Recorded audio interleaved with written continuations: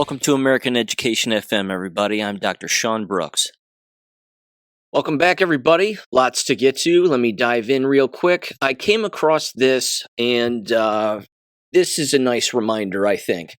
Certainly given the ups and downs and the division that exists in times like this, and everybody's trying to put their finger on the scale and figure out what's accurate and figure out what isn't, and sway things in one direction or another. And usually, I think some of the best advice in moments like this, too, are to just slow down. Slow down and just breathe. Empty your mind of any thoughts as much as you possibly can and just kind of chill out. And I came across this, and this is Ecclesiastes 6:9, having to do with overcoming a divided mind and seeking God with passionate focus. It specifically says, "Better is the sight of the eyes than the wandering of the desire. This is also vanity and vexation of spirit." And then a brief explanation, and again, I think that this exemplifies kind of what's going on right now in our country, with, again, people being led around by the neck and having conversations about particular things for which they know nothing about. Again, I'm not claiming to know everything, I certainly don't, but I try to find answers, which, of course, is the point. It says the following here, and this was written by a John Rittenbaugh. It says, quote, "The problem with the divided, unfocused mind is that it is, as we should say today, all over the place, seeking fulfillment in a host of things, pursuing a wide variety of goals, but rarely, if ever, coming to grips with the pursuit of revealed truth. Many of us have television to thank for having a mind like this, as it has played a major role in destroying people's attention span. The attention span of Americans is now getting down to the neighborhood of 7 minutes, the length of time between advertising on television. We have a hard time focusing on any period of time, and television is constantly pushing its mind-numbing banalities into our minds, making it difficult for us to do what is absolutely necessary for us to do, that is, to spend time in heartfelt prayer and study seeking God. The chances are very great that we sit down to read the Bible, and our eyes get heavy and we struggle to fight off sleep. It happens because we have no passion for Jesus Christ. God is teaching us what defragments our mind, seeking Him with a passionate desire to be like Him. This works to make our minds one with His," unquote. That's very well said. It just seems like we're constantly in this state of flux where basically everybody thinks that they're right. Everybody thinks that they have it all figured out. People are talking with one another, and I will tell you this story later in the episode, but I was observing a conversation between two older women in a waiting room of a medical center, specifically an eye-related medical center, and it was fascinating. Again, the way in which that they talk about particular issues of the day, they say it with such certainty that whatever it is that's on their television is exactly it. And when they would bring up another subject, they would say, "Oh yes, I know exactly what happened with that." And then the other person just submits and goes, "Oh wow, that's interesting." There's absolutely no way that that person would have it all figured out. Certainly, again, it's something that has both nothing to do with them, and at the exact same time, they think it has something to do with them when in fact it doesn't. It's just really confusing. But again, in a world where everybody has the right answer, so they think, and everybody that they're talking to is dead wrong, or they hear a differing opinion or a different take, they immediately dismiss it, as if to say there's absolutely no way that that could possibly be true because I've already made my mind up. That's an unhealthy frame of mind. So again, I know I bring up a lot of different subjects here on the show, certainly geopolitical, educational, and medical related, and health related. But I'm not going to pretend that I know everything. And I would basically say that people would do well, again, to sort of back away from maybe those who seem to think that they have it all figured out. A lot of games being played, a lot of psychological operations, a lot of military warfare, a lot of ups and downs, back and forth, but looking at things at face value and then screaming and shouting at it is usually the wrong perspective, I think. There's always more going on than one meets the eye. Case in point, of course, all of the oil talk and everything that's taking place regarding, again, Iran and everything else. People are screaming at the top of their lungs about oil prices and continuing to do that. The question I would ask again is, do people actually believe that the oil prices are going to stay where they are? And the answer is no, they won't. And they're not going to skyrocket. They're going to have to fall eventually. This is why, again, we own the Panama Canal now. This is why we've opened up the Strait of Hormuz, and that's exactly why we own the waterways. Just the other day, Donald Trump said people are coming to Texas to get their oil. That's never happened before. They have to travel a little bit further, but so what? That's money in Americans' pockets ultimately, that will be there ultimately. Now again, I'm not saying that everything that's happening in America, is apple pie and hot dogs on the 4th of July. It certainly isn't. I mean, I just watched a video of a gal who lives in Georgia, and they're taking away her childhood home. And she's a young gal, but she's having her childhood home taken away from eminent domain for putting up a data center. I mean, that's awful. That's beyond awful. I can't even imagine what that would be like. So there's very terrible things happening in our own country. Again, this cannot be ignored. But there's also very good things happening too, I think, in certain directions. And unfortunately, that's the yin and yang. That's the back and forth, and that's the tug of war that's constantly going on, and it's exhausting because people are having a hard time, again, trying to figure out where to settle on particular issues. So, again, I would say walking away from this, as even Rush Limbaugh would say, and he was right, that if things get overwhelming, just put it all down. Put it all down, walk away from it, don't watch television, certainly don't watch television, don't listen to the radio, just relax. Get outside, stare at the sun, take a nap in the grass. Just chill. Again, being peaceful in times of chaos is a very good idea. And I even have to remind myself of that from time to time too. But just wanted to mention that kind of at the top here before I get into some of this. First of all, we have this. Again, just a couple of quick posts from X22 here. And again, I understand people take them with a grain of salt, but he lays some things out here that make a lot of sense, I think, certainly when it comes to a longer-term plan. He said the following here, quote, this is over on Telegram, "The entire Green New Scam argument depends on oil being expensive. Quote, go green because oil costs so much," unquote. Once Trump decentralizes the global oil market and prices crash, the entire case falls apart overnight. How do you convince people to buy $50,000 electric vehicles when gas costs almost nothing? You can't. The Green New Scam dies with cheap oil. He's right about that. It's another way, again, to expose that entire fraud and the people who are behind it. And again, I think lower oil costs are certainly coming. Why wouldn't they? It goes on here. It says, Trump said today that oil is already below $100 a barrel, despite everything. He said, quote, when this ends, you're going to see a drop like a rock, unquote. Trump has now opened the entire global oil market, showed the world that you can get oil from anywhere. The deep state used the Middle East to control energy prices for decades. That control is gone, unquote. Yeah, that's what's happening here. Again, people are screaming about oil prices, but they're not saying why. Why are oil prices and gas so high? And then diving into those answers. They're not even paying attention to the fact, again, that our military ships have never been over there and have never been in the strait. Watching those ships come and go, again, monitoring them, even blowing some of them up, confiscating what's on those boats, boarding those boats with our military. It's never happened before. This is why, again, the EU is panicked. This is why Great Britain is panicked. That's why people are walking away from Keir Starmer in the UK. I mean, the people around him, the politicians, the aides, his whole team, they're all jumping ship, and they're telling him in all of their resignation letters that he needs to resign as the prime minister immediately. Here we are in the month of May. I think I read a post about this over a month ago that during the month of May, Keir Starmer's going to be out. Certainly seems like we're leaning in that direction. And this, of course, is why. The people there have had it regarding illegal aliens. They've had it regarding oil prices. They've had it regarding everything. I mean, they're arresting people for making online posts consistently. They're even arresting people for having conversations, let alone arresting people for praying on the side of a road, on a sidewalk. I mean, that's the UK in a nutshell.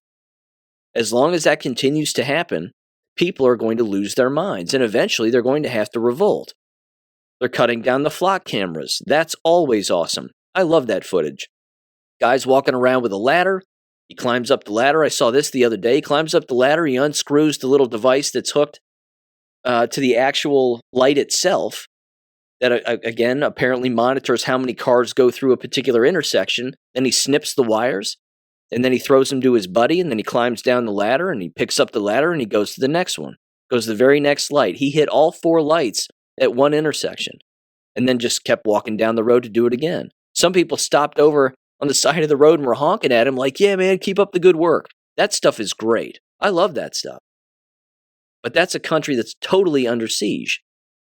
Again, we are too, to a great extent. Jewish lobby has a firm grip on everything. Certain politicians can't get elected because they're not backed by the Jewish lobby. I mean, the list is endless, but there's still some very good things happening, certainly on a global scale, that's going to have a local impact eventually. There was this particular post now, too, on greatawakening.win, and there's no doubt that Obama, of course, is back in the news and his entire deep state team, and these people are so stupid. Again, they run to the cameras, they run to their microphones, and then they tell everybody that they are the deep state. And then they say, well, there is a deep state, but we're not it, and we're not the bad guys, but we are fighting back against a tyrannical government and XYZ. No, they're not. They've just been caught. And so what they do is they just scream at the top of their lungs, and the more that they go on these shows and the more that they talk, they actually think that they can talk their way out of treason and sedition. It's hilarious. If I was their lawyer, which I'm not, but if I was, I'd say you would do well to shut up. You boys would do well to not go to a microphone and not engage in interviews and, not have backdoor deals and backdoor meetings, because that looks suspicious. You should just stay home and relax, because you might get arrested. This particular post said the following: Trump to Schumer, quote, "You hired the Fast and Furious guy and the Steele dossier guy to rig 2026. I'm mobilizing an election integrity army to make sure you can't." It says Senate Democrats just announced an election integrity group to oversee the 2026 midterms. That's funny.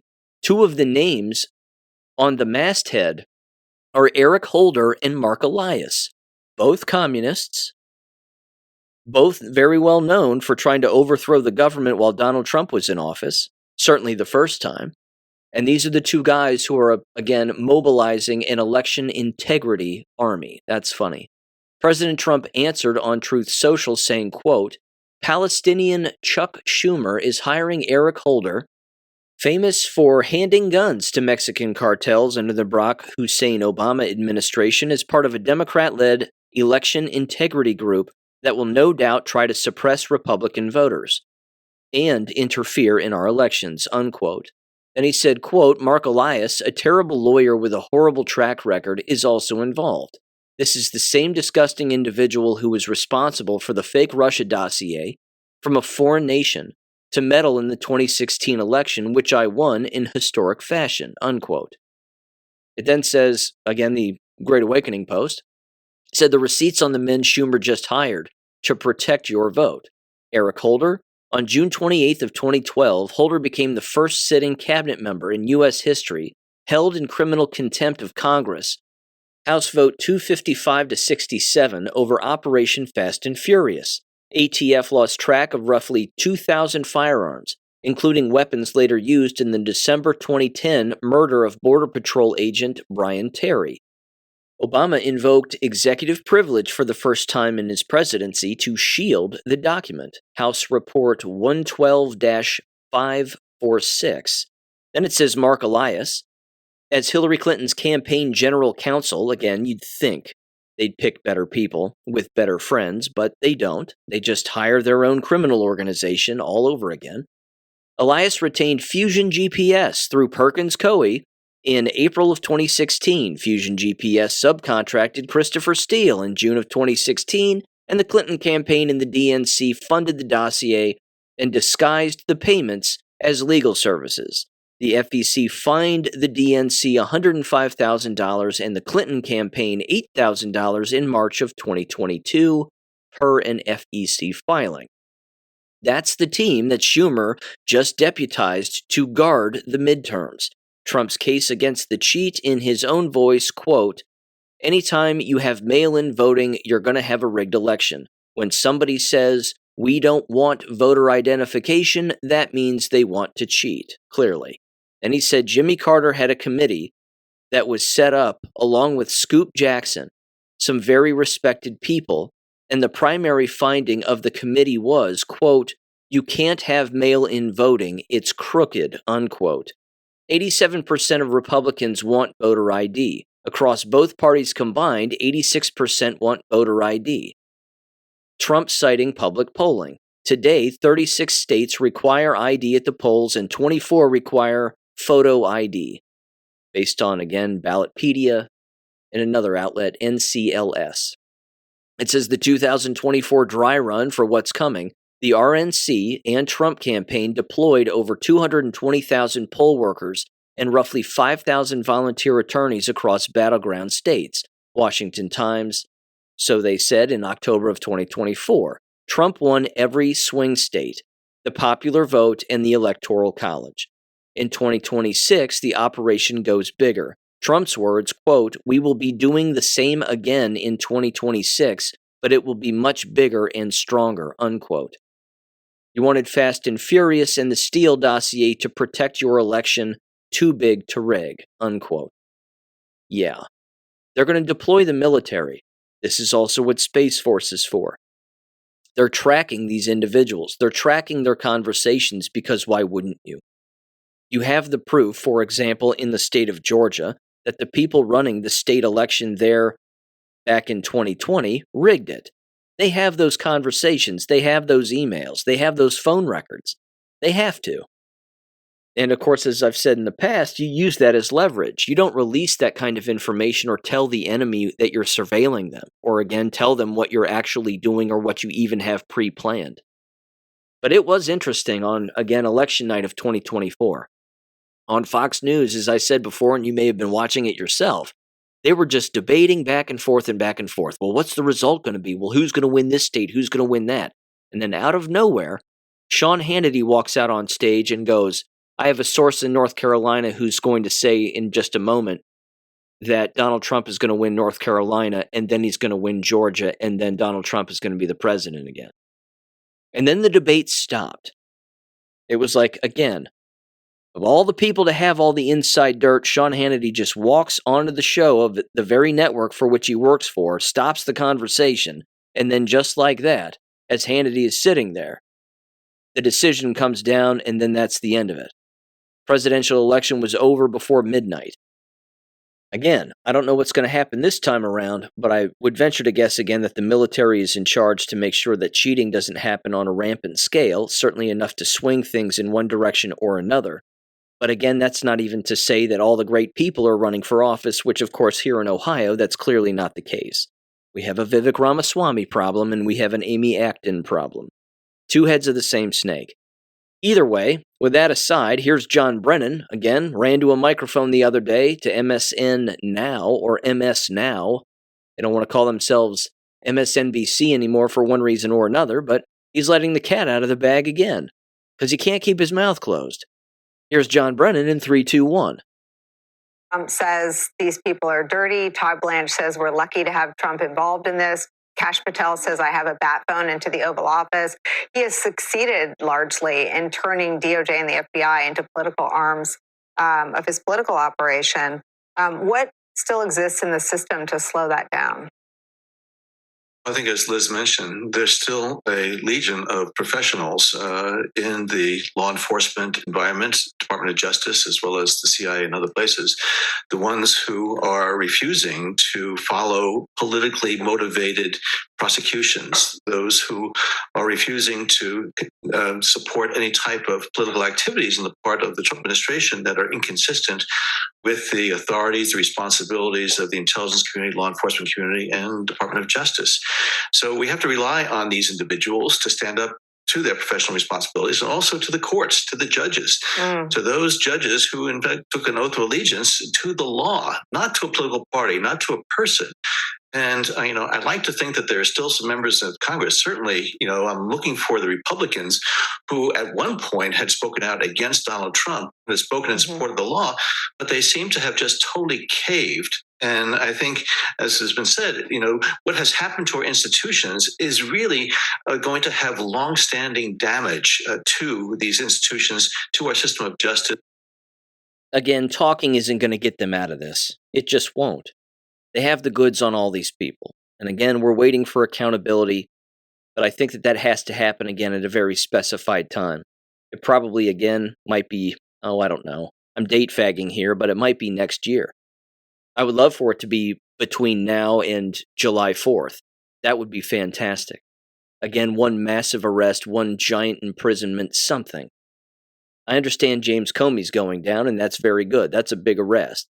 And of course, he's not going down just because he took a picture of some organized seashells that, of course, he organized and then took a photograph and then lied about it. I mean, that's stupid. But this is how stupid these people are. So, yeah, the grand jury has a whole lot more on James Comey that has nothing to do with seashells. I'll just put it that way. There was this, too. This is from the Skiff over on X, and they said the following. We have the evidence and the documentation that prove Obama and his administration, including Hillary Clinton and our own intelligence community, committed treason and ran a coup on President Trump to steal the 2016 election. 2016 election. Yep. It says, number one, Hillary Clinton greenlights the plan to tie Trump to Russia to take attention away from their own server and email scandal to win the 2016 election. Number two, John Brennan's handwritten notes to brief Obama about framing Trump and Russia collusion. Number three, James Comey's handwritten notes to frame Trump with HRC Hillary Rodham Clinton Russia collusion plan. Number four, the December 9th meeting Obama had in the Situation Room about the Intelligence Committee to write a new ICA that tied Trump to Russia because the original IC found no Russia collusion. Number five, the original ICA, which found no Russia collusion, tied to Trump or the election. And number six, Obama greenlights the new ICA to be written by the IC, which includes the CIA in coordination with the FBI and NSA conducting the first draft. It says then 5 CIA analysts write the new fabricated final version of the ICA by the 22nd of December 2016 to tie Trump to Russia. This is treason, unquote. Yeah, sure is. Again, the double standard is blinding, even when you hear the people like John Brennan and James Comey and everybody else talk, certainly those individuals on that side of things, so to speak. They always bring up again, there's no way that we're the bad guys, we're the good guys, we're fighting back against a tyrannical government, XYZ, and then of course you have the other side of the aisle, so to speak, basically saying the exact same thing. Now, of course, the other side, the right side, so to speak, is more correct than the left side, but at the same time, there's very shady things happening on both sides. But there is no doubt that there was treason and sedition, there is no doubt that there was a coup, and 2016 wasn't the only year where it took place. Again, it should have been glaring even back then. Anybody even watching television with all the talking heads on late night shows and everywhere else. I mean, it was everywhere in the media. Hillary Clinton's favored to win by 95%. She has a 98% chance of winning. She has a 99% chance of winning. And then very famously, that didn't happen. And then everybody couldn't believe it. I can't believe the media lied to me. I can't believe that all of that was being done for the purpose of convincing me of something that wasn't going to happen. It, of course, was also being done in an effort to persuade voters to not even vote. Don't even bother voting, because Hillary Clinton has a 99% chance of winning, ladies and gentlemen. It's already over. You've already lost. Don't even show up to the polls. Classic demoralization in an effort to uproot an entire country and destroy it. But that didn't happen. And yeah, they caught them all, no doubt. Now, speaking of the double standard, get a load of this story. This pertains to Ohio, but you talk about the strength of the Jewish lobby, it is this. Because the Jewish lobby is trying to keep this one hush-hush and super quiet. And this has to do with the Republicans, so to speak. This also from tiffinohio.net.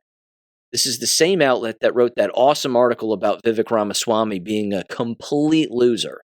And it was titled, Ohio MAGA Congressman Accused of Brutally Beating GOP Senator's Daughter. This has to do with Ohio Representative Max Miller, every single time, and of course his ex-wife, Emily Moreno, the daughter of Bernie Moreno, Senator of Ohio. The subtitle of this says, Photos and Court Filings Published by the Daily Mail allege Ohio Representative Max Miller hurled a pot of boiling water at his ex-wife Emily Moreno and struck her during a February custody exchange as Bay Village police continue an open child abuse investigation. Now, you would think that a congressman who's done this, apparently, and again, seems rather specific, why would you make that up? Again, a congressman doing this to his ex-wife at the time, or new ex-wife, something along those lines, would be tossed out of Congress in the blink of an eye. But why isn't he? Well, he's Jewish, and he's completely controlled and supported by the Jewish lobby. So even in the wake of something like this, and of course things could change as soon as I read this and as soon as this show airs, but as soon as something like that happens, if it were anybody else, they'd be immediately out of Congress. Everybody around them would say, resign. Not so, though, with one of the best Ohio Jewish puppets that exists in Max Miller. Again, I know this is a little gossipy. I'll put it that way, I guess, if that's not a word. It should be. But either way, this is, again, just showing the glaring double standard that exists and, again, the hand that moves the puppet. It unfortunately is AIPAC, the Jewish lobby, lawyers, the whole thing. They're rallying around this person because, again, they don't want to have an election. They certainly don't want to try to find somebody brand new that they can control. I mean, they probably already have somebody waiting in the wings, so to speak, but who knows? Either way, this particular article, again, goes on, and it says, new court filings and photographs published by the Daily Mail allege that Ohio Republican Representative Max Miller brutally assaulted his ex-wife, Emily Moreno, in a February 1st, 2026 custody exchange, and previously threw a pot of boiling water at her in June of 2024, escalating an ongoing abuse and custody dispute that has now produced an open child abuse investigation by Bay Village police. Again, you would think that it would lead to an immediate resignation, but nope, they dig in like ticks. It says the new allegations, first reported by the Daily Mail and confirmed by the Daily Beast, build on a custody battle TiffinOhio.net first reported in April, when Moreno asked a Cuyahoga County court to modify the couple's joint custody arrangement, citing dangerous physical behavior, quote-unquote, by Miller in their 2-year-old daughter's presence. Miller, 37, was elected to represent Ohio's 7th congressional district in 2022, with Donald Trump's endorsement after working on Trump's 2016 and 2020 presidential campaigns. He filed for divorce from Moreno, 32, the daughter of Ohio U.S. Senator Bernie Moreno, in August of 2024. The couple finalized their divorce in June of 2025 and agreed to joint custody, with Miller paying $2,500 per month in child support. February incident and photographs. According to the Daily Mail's reporting, Moreno alleged that during a custody exchange at Miller's home on February 1st of 2026, Miller struck her in full view of their daughter, leaving bruises on her arm, elbow, and torso. The Daily Mail published photographs Moreno's attorneys say document those injuries. The Bay Village Police Department confirmed to the Daily Beast that officers responded to a report of child abuse that day and that an investigation remains open. No charges have been filed. Now again, if it wasn't Max Miller, he'd be in jail. This is the part of all of this that I just cannot stand. It would also be nice for Donald Trump or even Bernie Moreno to come out and say something publicly and say that Max Miller should resign. Based on the allegations, the evidence that's at hand, I understand there's an ongoing investigation, yada, yada, yada, but again, they would do well to say something like that. Again, if it were anybody else, if it were a Democrat, they would immediately bring it up. But he's a Republican, he's Jewish, and he's connected to the lobby. Article goes on here. It says June 2024, boiling water allegation and letter. In an earlier alleged incident in June of 2024, Moreno claims that Miller threw a pot of boiling water at her, with some of it hitting her chest while her daughter was present.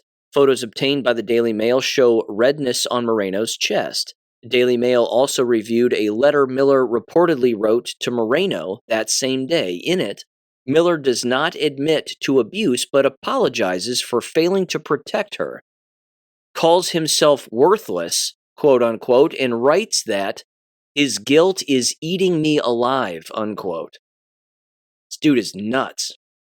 I know what to do. It says, quote, I know what to do. I do know you love me, protect me, and care for me. I failed to do that for you, unquote, the letter reads.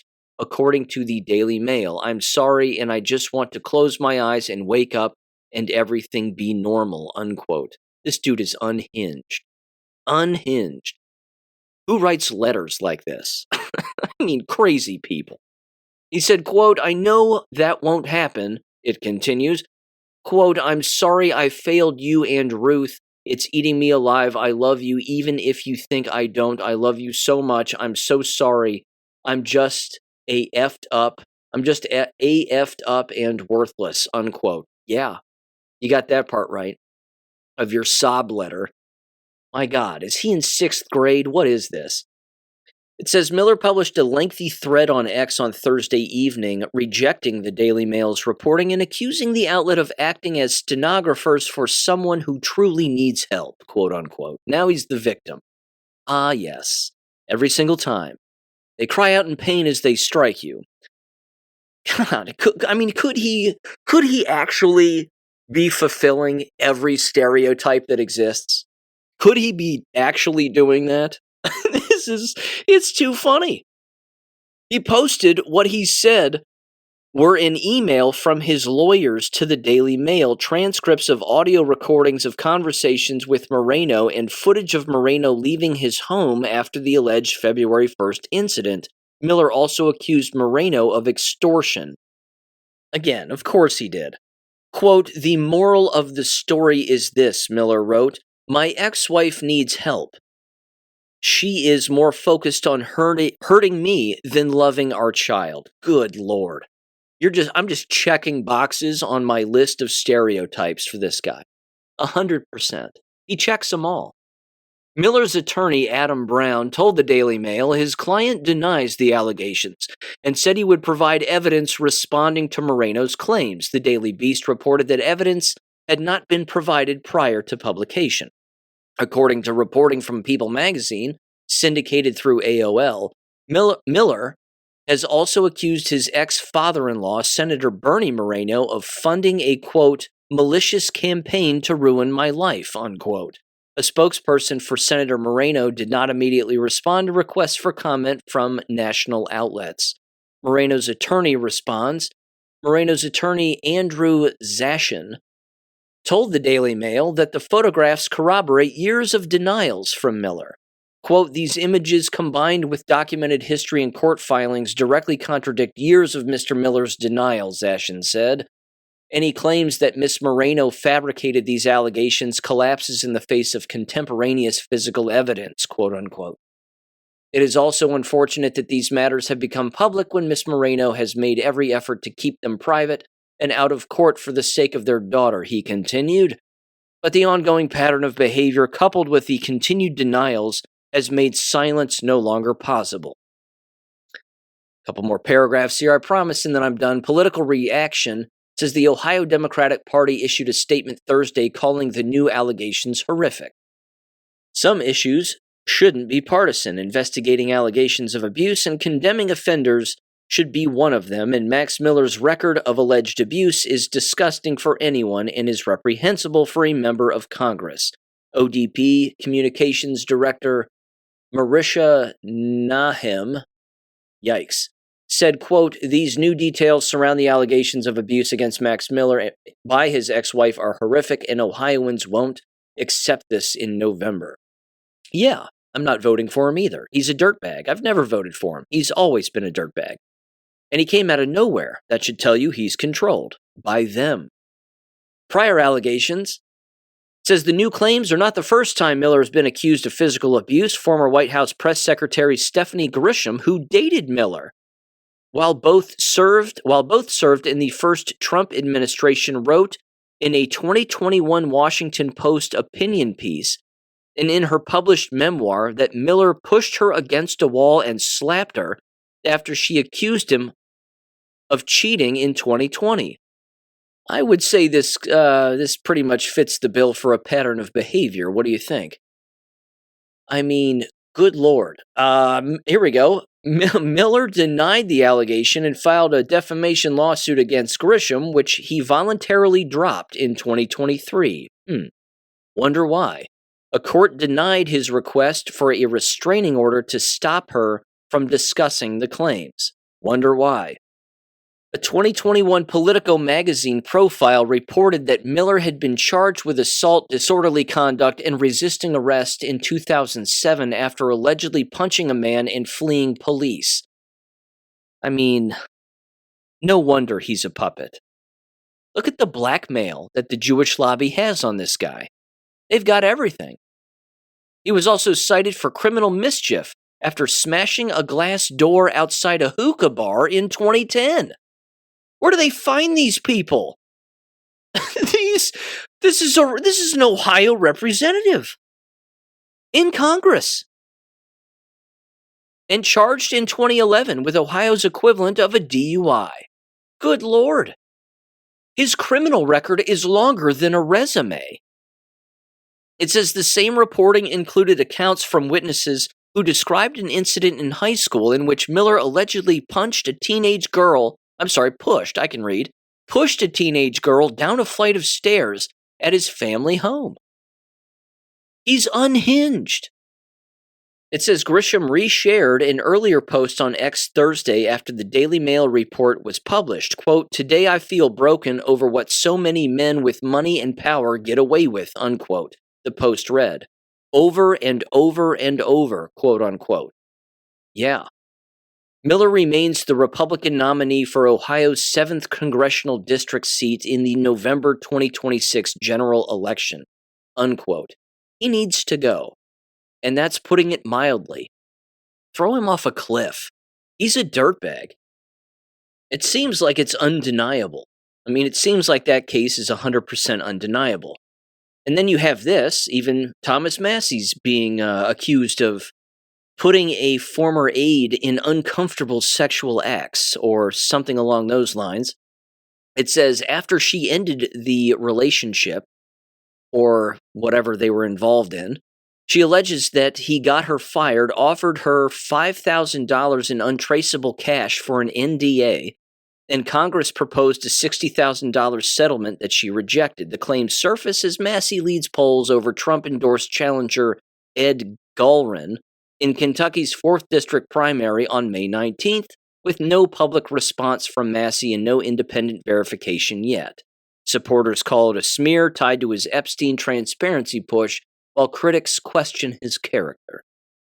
Apparently, again, these claims are unverified, and they were promoted first by Eric Dieters, who was Massey's opponent in the 2024 Republican primary, who received 11.5% of the vote.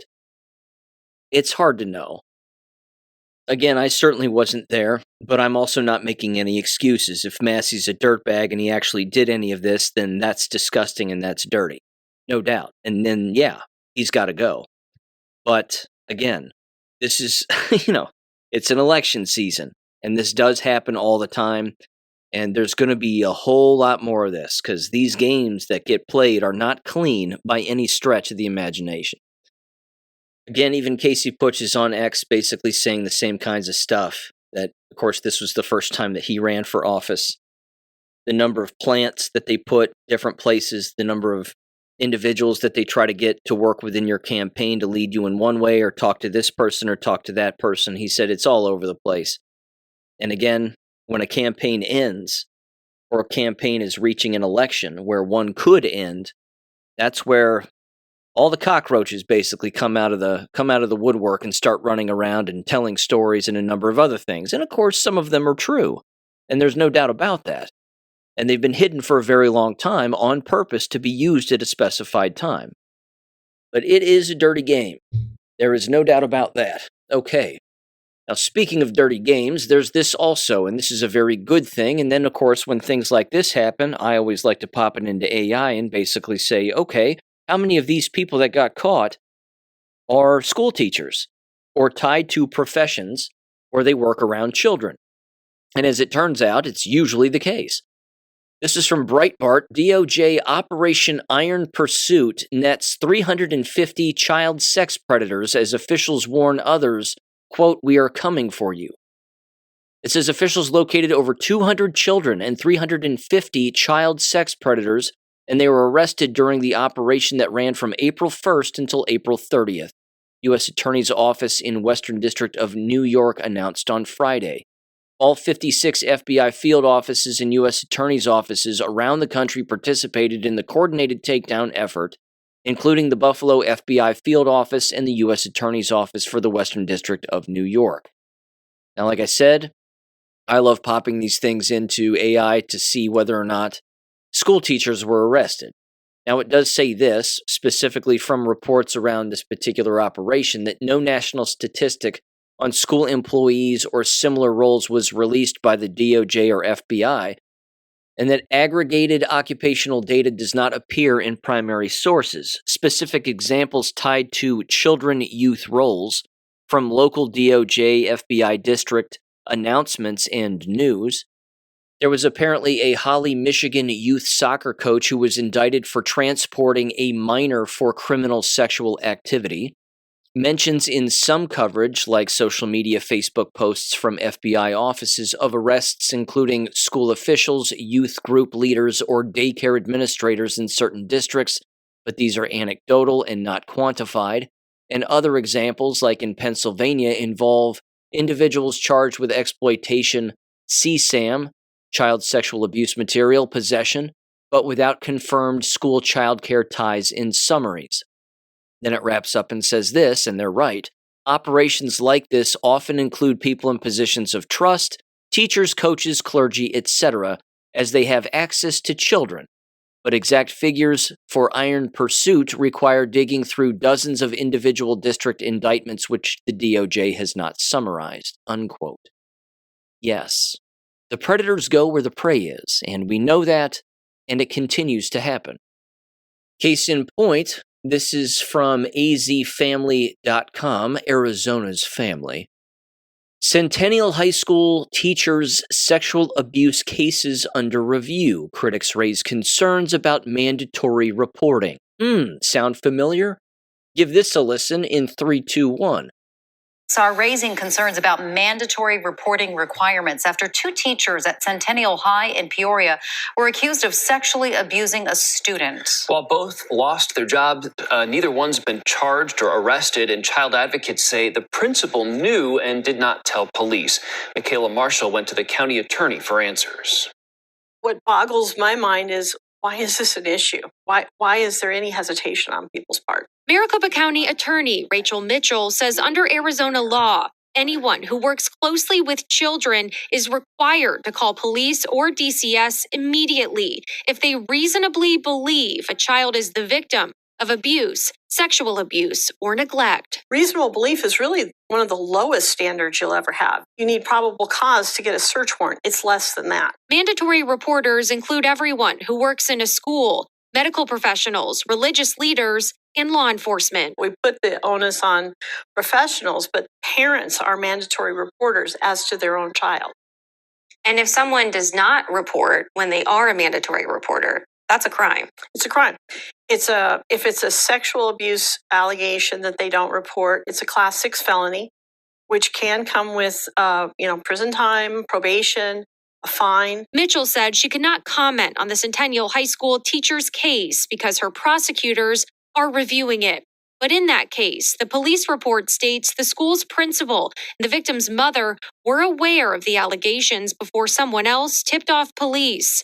Peoria police submitted charges against both teachers, but not against anyone who may have failed to report a crime because it did not meet the legal threshold for reasonable suspicion of abuse. It's very fact specific. We're going to have to take a look at that. Obviously, our main focus is going to be on the charges that are submitted to us in terms of sexual abuse. Since 2023, MCAO filed 7 cases against people who failed their mandatory reporter duties.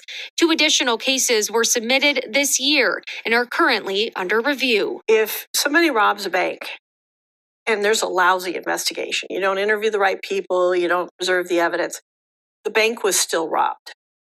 But if you don't do a good investigation on a child abuse case, it's as if it never happened. And Mitchell says she expects a decision on charging the cases against the now former Centennial High School teachers in the next few weeks. We'll keep you posted as we learn more. Reporting live, Michaela Marshall for Arizona's Family.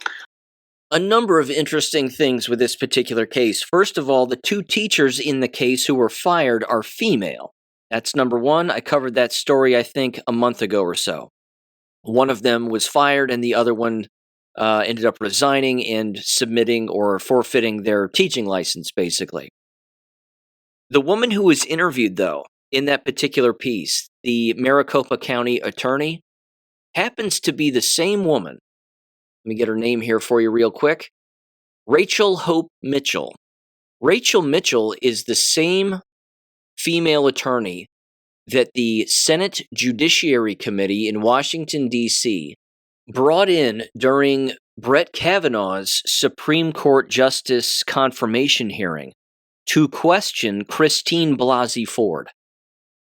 Again, this attorney has a great deal of experience in sexual assault cases, and I think the conclusion she reached, of course, in that was that Christine Blasey Ford was lying and couldn't remember and was probably lying, and paid to lie, basically. Something along those lines.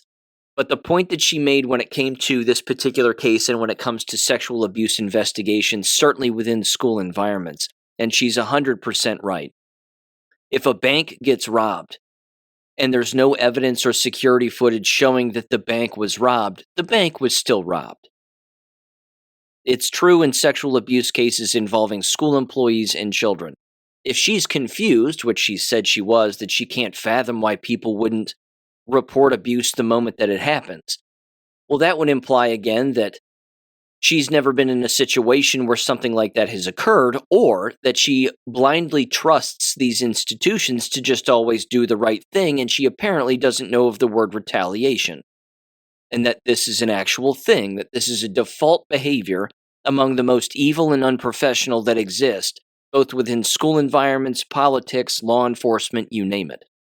And that's one of the first things that actually takes place.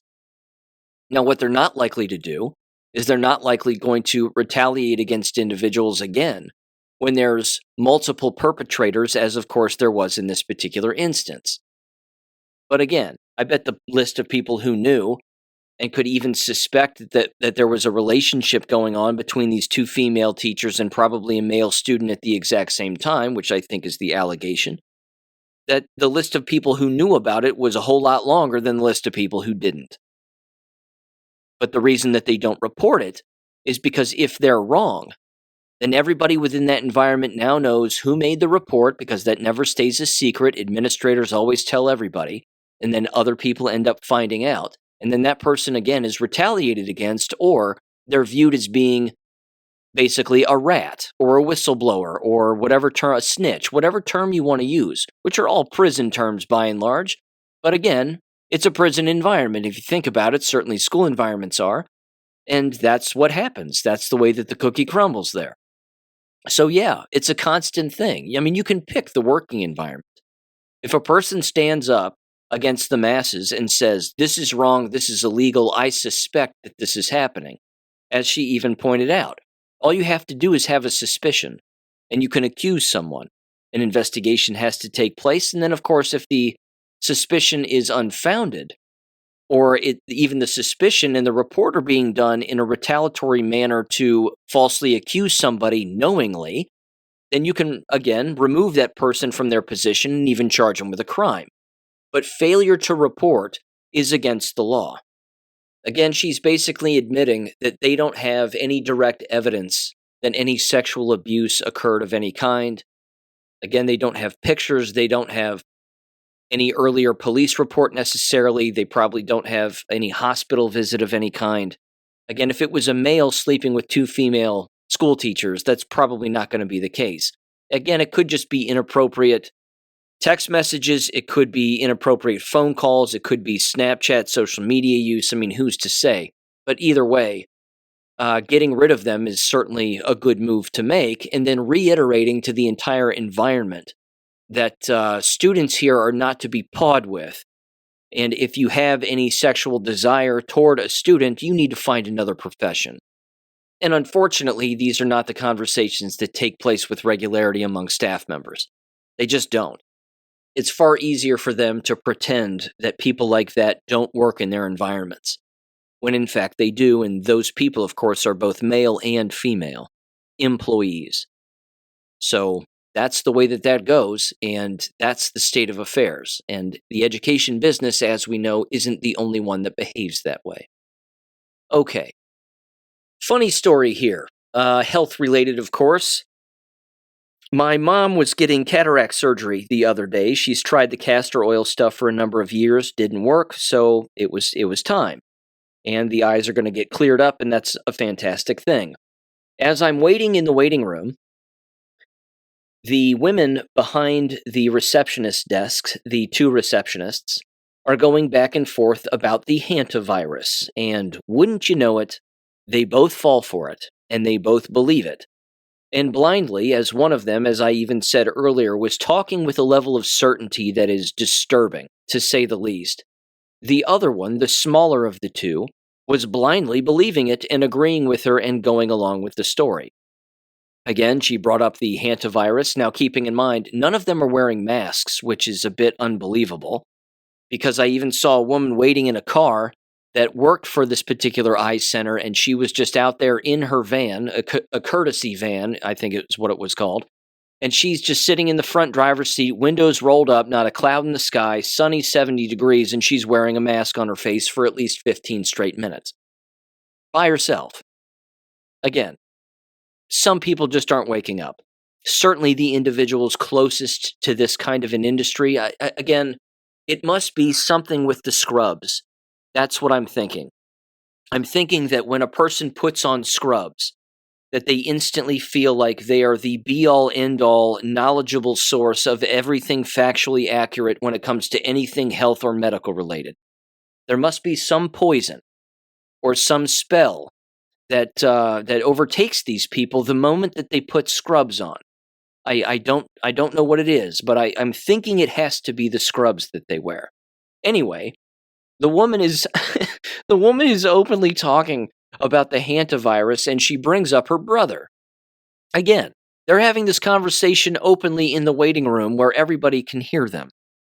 This is another social dynamic that I cannot understand, why people have these conversations in open spaces and they think no one can hear them but themselves. Anyway, she keeps going and she says, my brother has property just down the highway, I think on Interstate 71 in Ohio. And she says, she locates the exact property. She says, if you look at this exit and you turn off and you can see it from the highway and it looks like this and blah, blah, blah. I'm like, okay, so basically I can trespass on your brother's property now. But she says he has an outbuilding and a barn that's filled with mice. And it's filled with mice droppings and the whole thing. And she's thinking about doing whatever she can do to have it biohazarded off.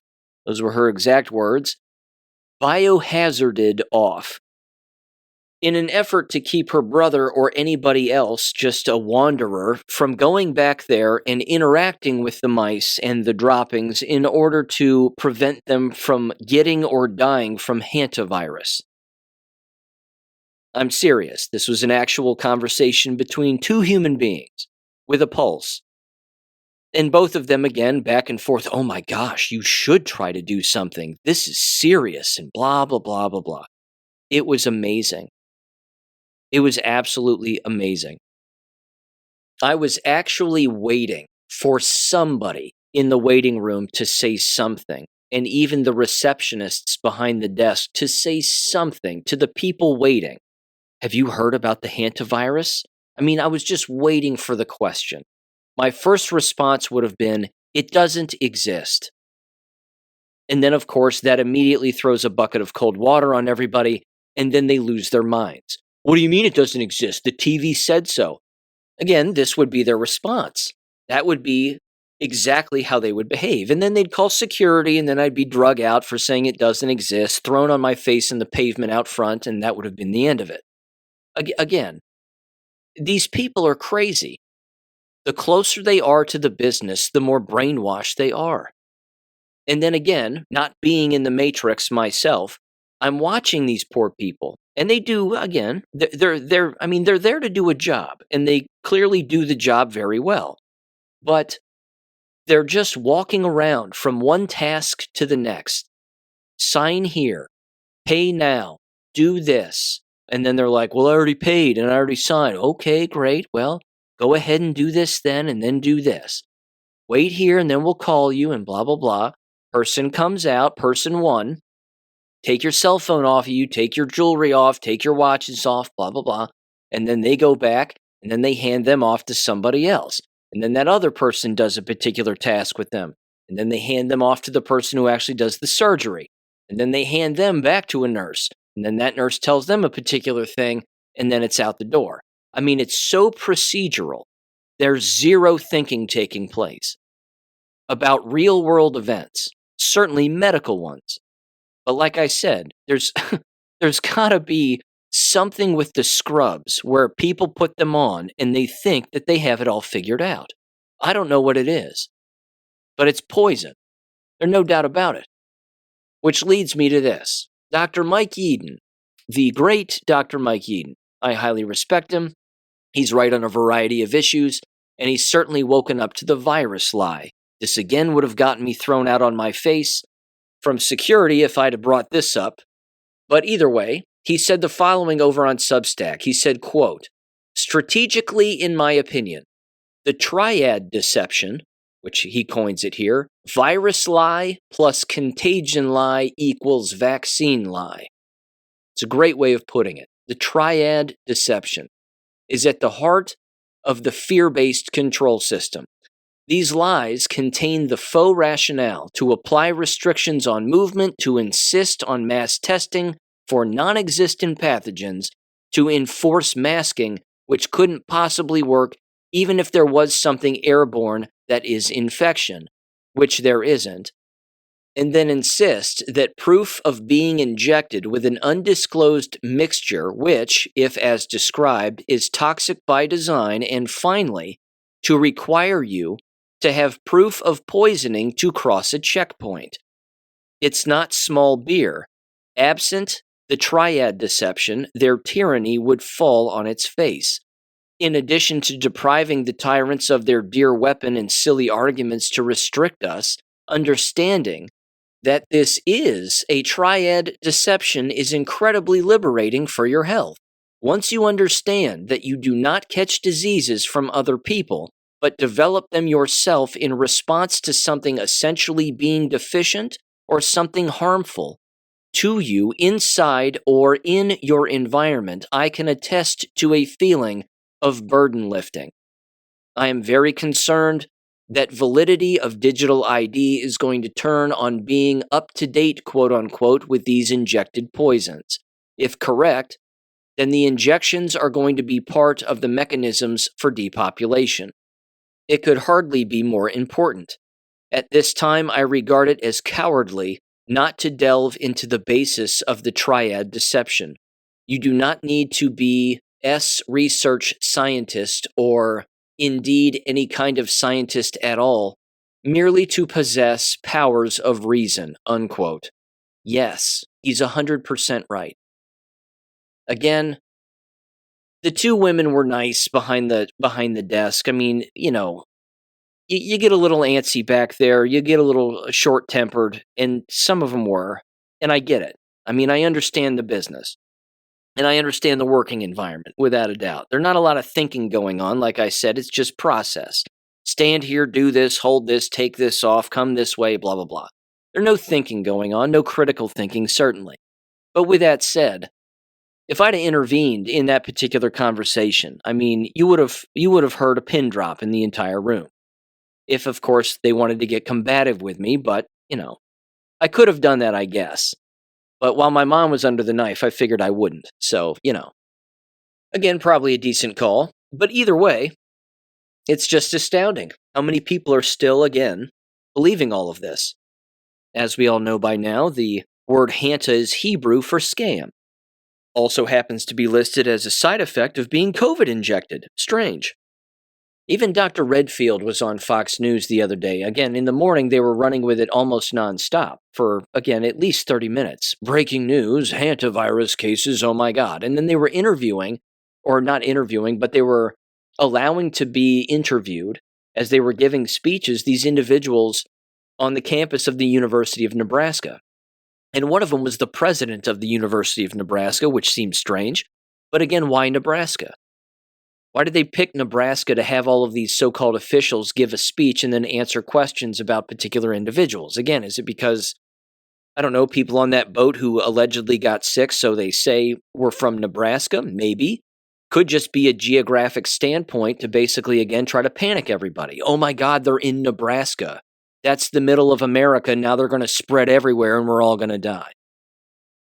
Don't fall for this nonsense. I know you're not going to because you're smart people and you listen to this show. But honest to God, the people that are falling for this, they're still out there, ladies and gentlemen. They're still out there. They're everywhere. And it is amazing. It's amazing. In fact, there was this, and this is suspicious, but this also, again, happened with the whole COVID lie back in the day.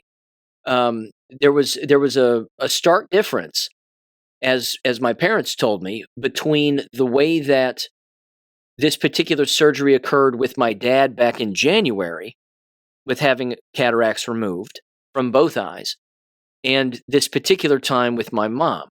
That back in January, they were allowed to have multiple people in the waiting room who came in with the person, but this time there could only be one person. And now there's signs on the door outside of this joint saying the same thing, whereas back in January, that wasn't the case. The question I have is, did they change their policies on all of this, including, I might add, requiring an EKG before you have your cataract surgery, which they didn't have with my dad back in January? Did they now require all of this and change all of these policies because of the incoming hantavirus, quote unquote? I'm using huge finger quotes. I mean, this is basically, again, how this business operates, the medical business. They slow roll policy change over email, agency to agency to agency. And again, geographic location to geographic location, and hospital to hospital, and doctor's office to doctor's office, and specialty doctor to specialty doctor, before something comes through the news cycle that's going to basically cause them to change their policy anyway, so they just have the policy change immediately first, months in advance, before something like this rolls out. Now again, that's my conspiratorial mind working, but that's what happened with the COVID lie. They were suggesting masks in 2019, in late 2019, and then they were saying, well, this is the worst flu season we've ever seen. People need to take precautions. And then 2020 rolls around, and masks started to show up. And I'm like, why are people wearing masks? And then March of 2020 shows up, and now you're not allowed to enter a store if you're not wearing a mask. And then all hell broke loose, and the rest is history. But this is how they, I think, pre-program the medical industry and the people who work within, is they change the policies very slowly or abruptly over time, and it's simply an email memo. But it doesn't just go out to one agency, it goes out to multiple agencies all at once. I'm almost certain that that's the case.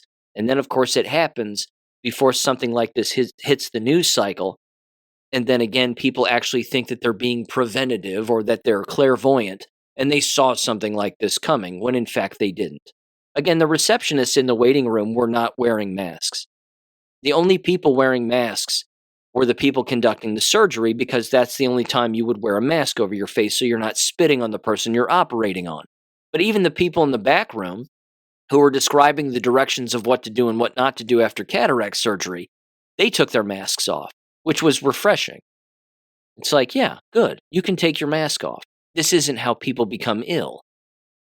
But there are people who, again, sit in their car by themselves wearing a mask all the time. Those people are still around, and it's exhausting. Ladies and gentlemen, I'm going to leave it there. Thank you for listening as always, and I will catch you on Friday. Peace. Thank you for listening to American Education FM. Make sure and check out AmericanEducationFM.com for more information. Take care and God bless.